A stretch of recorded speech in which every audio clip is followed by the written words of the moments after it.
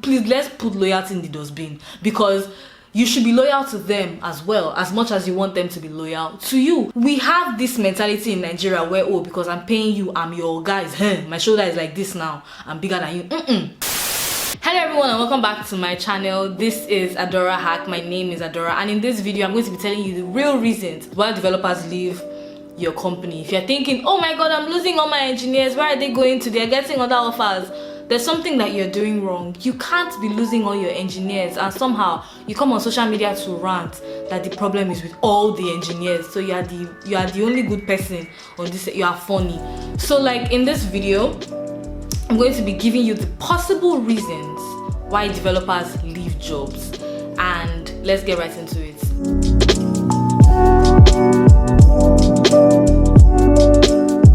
Please leave a like if you like this video throughout when you watch it. If you're not subscribed to me, please make sure that you subscribe as well. So let's go. The first thing that I want to say is that I think that this whole thing about running away from technical debt, I think is a scam. I think is a big scam, because let's be very honest, all of us are exchanging technical debts like coronavirus.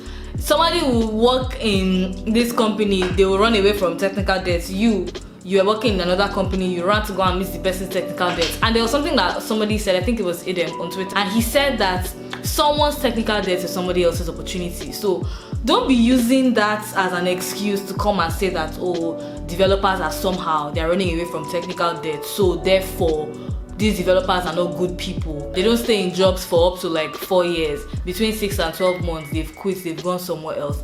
That's happening probably because the dream you sold to that developer wasn't the reality they saw when they got into that role. And this is me being very honest with you. Because as much as there are developers that stay 1 to 2 years in some companies, if you go and check it, most of all these top tech companies, you hardly see people leave within a short time.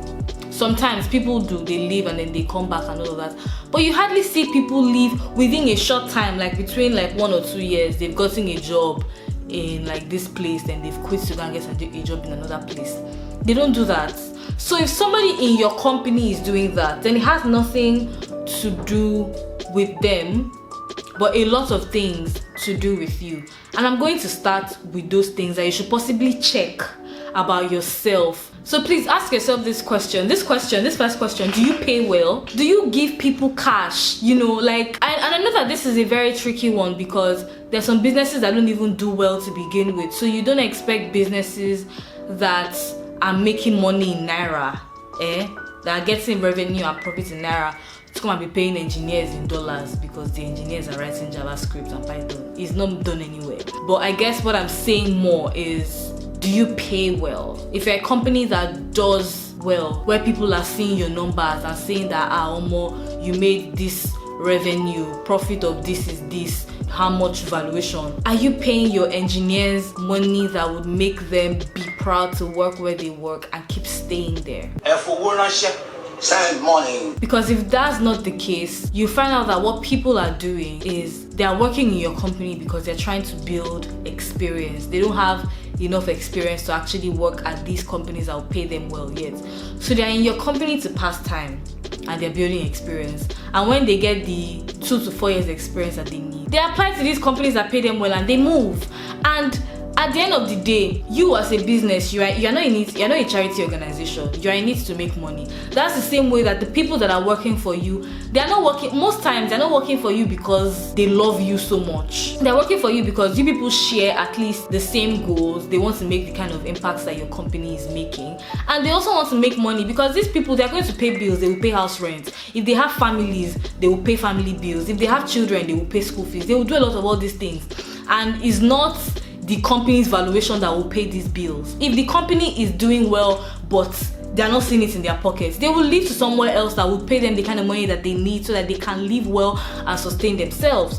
So you wouldn't expect engineers or developers in this case to finish seeing all the good things, all the rosy things that are happening, with you in the company, outside in the news, in the media, and they are working for you and they are earning 110k naira per month, and they will come and stay because they want to be loyal. Please, let's put loyalty in the dustbin, because you should be loyal to them as well, as much as you want them to be loyal to you. We have this mentality in Nigeria where, oh, because I'm paying you, I'm your guys, my shoulder is like this now, I'm bigger than you. It is a value exchange. I'm giving you my skill because it's something that you need to move your business forward, and you're giving me money in return. Now, if I feel like the money that you are giving me doesn't match the skill I'm giving back, and I've tried to have a conversation multiple times and it's not working out, I will pack up a few things and walk out that door to a different job that will pay me what I believe that I'm worth. Some people actually leave because they're like, oh, there's no way I'm getting back to this code base in my life, I'm going to get out. But most times it's beyond that, if we're being very honest. Like, there's a lot more that you people are refusing to you are basically refusing to tell yourself the truth. The next thing I want to talk about is your culture. In your company, in your organization, do you build a kind of culture where people feel like they can bring their most authentic selves to work and they don't feel like they are marginalized, or they don't feel like they have a voice and all of that? They are just working for you because you pay them well. There's some people that are willing to take pay cuts for peace of mind. If your company doesn't have a culture that's in the package, when you're saying, oh, you have like medicals, you have free leave. If peace of mind is not part of that culture, when they start working there, they will X you. Sometimes it's that the dream you sold to the person that you were trying to hire is not the reality they saw when they entered. So when they carry their bag and they are running, and this is why I feel like exit interviews are important. Sometimes companies don't take exit interviews seriously. They just do it as per protocol because they said we should do it, right? But even the feedback that these employees that are leaving are giving to you, you don't take these feedback seriously. The next thing is that your developers board, and this one is not something that you can control, because at the end of the day, people like things that spark that curiosity in them. People like things that make them challenging. Me personally, I get bored easily in all areas of my life. If something exciting isn't happening around me, I'll get bored real quick. So sometimes for these developers is that these jobs, they're not learning anything anymore. They've become bored. It's now a mundane thing. They're not actively growing anymore, and then they're bored, and they're actively looking for challenges that would help them morph into the kind of developer that they want to be. If you don't create this availability for exciting projects for people to work on, they will bounce. The next thing is, have they overgrown your company?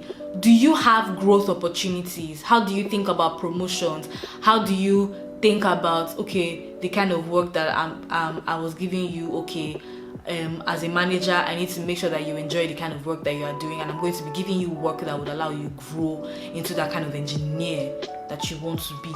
When some of all these growth opportunities stop coming, when these opportunities for growth, where you can flex your muscle and learn something new, or like there's no promotion in sight anytime in the future. Excuse me, is my surname in the board? I don't understand you. And sometimes it's just that these people have to go. Maybe because sometimes they're relocating to a different city and your company doesn't have a remote culture, so they have to go look for another job that either allows them to be remote, or a new job in their new city that they're moving to, either because their family is moving, or they want to go and be with the love of their life, or which is also their family, if I'm being very honest, or they just want to change environments. They're stressed. They need a break. They need a break. But either way, like, all these things would happen, it's fine. And now I want to tell a story. This one is a personal experience. What happened to me, why I left one of the companies I used to work at. I used to work here a few years ago, like 5 years. And so let me tell you what happened. I started working here, and then no version control in sight. And then I'm like, okay, like I wrote a full doc. I went to go and tell all the people that, oh, okay, this is why we need to, this is why it's important.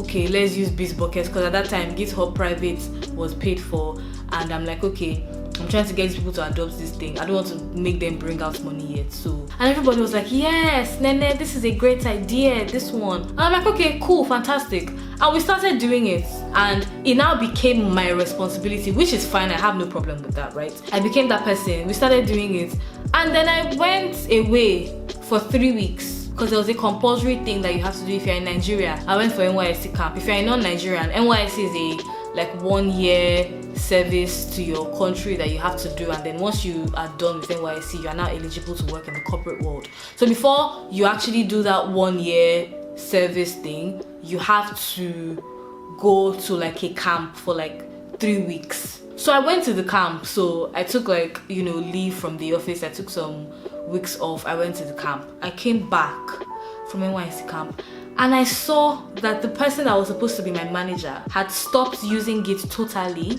but had started sending email to people, to all the different interns at the office with code. Like when he makes any change to code base, he will send it as email. There was nothing wrong with the Bitbucket account, it was still working. There was nothing wrong with the internet, it was still working. There was nothing wrong with his computer that he could not install Git, everything was fine. Okay, so this is somebody that had a different, not a software engineering background, like was hired, he used to work as something in somewhere else and then he was hired to be my manager. So he wasn't technically, he was even kind of learning how to code in that point, right? He wasn't technically an engineer. He hadn't been an engineer for like, let's say 4 years, 5 years, 7 years, right? He was learning to code in that point. And this is the person that was supposed to manage me. And when that whole thing happened, that was like a wake-up call for me. I'm like, after my NYSC, there's no way I'm gonna be here for long. I don't want to be that person where all the things I learned like from school and from the other places that I've worked, like maybe other projects that I've done and other ways that I've worked and interacted with people, will fly out of my head because I'm working somewhere that I'm not learning or growing. So in that kind of scenario now, when I come tomorrow and I'm like, oh, resignation letter, don't come and be like, you are leaving because you've done there's technical depth you want to run away from. No, that's not why I'm leaving. I'm leaving because I do not see any growth opportunity in this company for me. I'm leaving because I don't see myself becoming the kind of engineer that I want to be if I stay here. Because something as basic as version control, something as small as Git, is something that this company still does not use in 2018. I'm not going to be here. I'm going to walk out. Do you understand? I'm going to walk to a place where I would be challenged. I'm going to work to a place where when I get tasks that I'm supposed to do at work, I'm like, wow, this task is very challenging. And when I'm finally able to do that task, I'm proud of myself because I did it. If there are scenarios like this that exist and people are bouncing because of similar situations like this, it might not be Git, it might be a kind of different thing, but like, you know, scenarios similar to this, it's not their fault. There are some things that you have to fix, especially when they have tried to help you fix these things and somehow you people just don't want to embrace change. Whatever it is, all this work politics, they will go. So don't feel some kind of way because that's what is happening. Look inward and try and see how you can make yourself, your business be better, have better processes, have a better culture, pay better, so that you can retain developers. If you're now doing all of that and somehow developers are coming and they're not staying before they are going, maybe because they got like other jobs with like bigger names or for other reasons, then that's a different conversation and I cannot help you there. But this is it and this is what it is. Thank you so much for watching this video to the end. If you liked it, please make sure that you give it a thumbs up. If you're not subscribed to me, please make sure that you subscribe. The button is here. Turn on that notification bell so that you know each time I post a new video. Thank you so much again and I'll see you in my next video. Bye.